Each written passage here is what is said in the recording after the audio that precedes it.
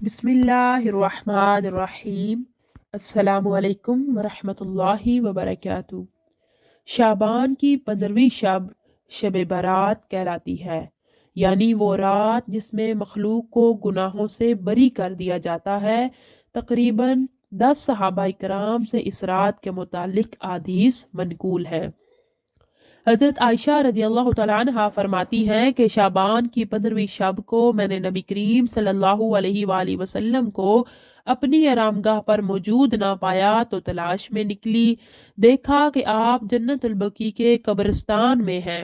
پھر مجھ سے فرمایا کہ آج شعبان کی 15ویں رات ہے، اس رات میں اللہ تعالیٰ آسمان دنیا پر نزول فرماتا ہے اور قبیلہ بنی کلب کی بکریوں کے بالوں کی تعداد سے بھی زیادہ گناہ گاروں کی بخشش فرماتا ہے۔ دوسری حدیث میں ہے، اس رات میں اس سال پیدا ہونے والے ہر بچے کا نام لکھ دیا جاتا ہے۔ اس رات میں اس سال مرنے والے ہر آدمی کا نام لکھ لیا جاتا ہے۔ اس رات میں تمہارے اعمال اٹھائے جاتے ہیں اور تمہارا رزق اتارا جاتا ہے۔ اسی طرح ایک روایت میں ہے کہ اس رات میں تمام مخلوق کی مغفرت کر دی جاتی ہے سوائے 7 اشخاص کے، اور وہ یہ ہیں: مشرک، والدین کا نافرمان، کینہ پرور، شرابی، قاتل، شلوار کو ٹخنوں سے نیچے لٹکانے والا اور چغل خور۔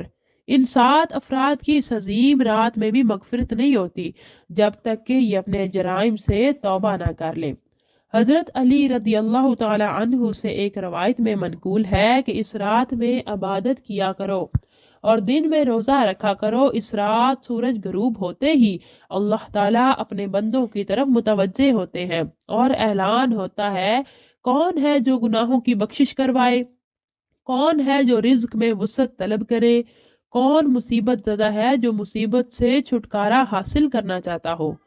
ان احادیث کریمہ اور صحابہ اکرام کے عمل سے ثابت ہوتا ہے کہ اس رات میں 3 کام کرنے کے ہیں: قبرستان جا کر مردوں کے لیے ایصال ثواب اور مغفرت کی دعا کی جائے، لیکن یاد رہے کہ نبی کریم صلی اللہ علیہ وآلہ وسلم سے ساری حیات مبارکہ میں صرف ایک مرتبہ شب برات میں جنت البقیع جانا ثابت ہے۔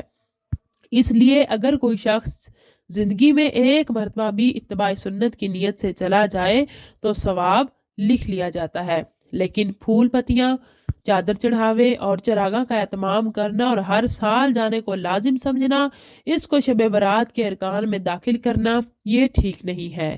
جو چیز نبی کریم صلی اللہ علیہ وآلہ وسلم سے جس درجے میں ثابت ہے اس کو اسی درجے میں رکھنا چاہیے، اسی کا نام اتباع اور دین ہے۔ اس رات میں نوافل، تلاوت، ذکر و اذکار کا اہتمام کرنا چاہیے۔ اس بارے میں یہ واضح رہے کہ نفل ایک ایسی عبادت ہے جس میں تنہائی مطلوب ہے، یہ خلوت کی عبادت ہے، اس کے ذریعے انسان اللہ کا قرب حاصل کرتا ہے، لہٰذا نوافل وغیرہ اپنے گھر میں ادا کر کے اس موقع کو غنیمت جانے۔ نوافل کی جماعت اور مخصوص طریقہ اپنانا درست نہیں ہے۔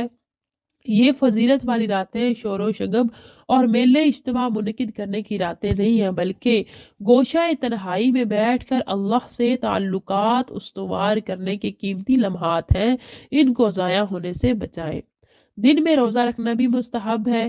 ایک تو اس بارے میں سیدنا علی رضی اللہ تعالیٰ عنہ کی روایت ہے، اور دوسرا یہ کہ نبی کریم صلی اللہ علیہ وآلہ وسلم ہر ماہ ایام بیض یعنی چاند کی 13، 14 اور 15 کے روزوں کا اہتمام فرماتے تھے، لہٰذا اس نیت سے روزہ رکھا جائے تو موجب اجر و ثواب ہوگا۔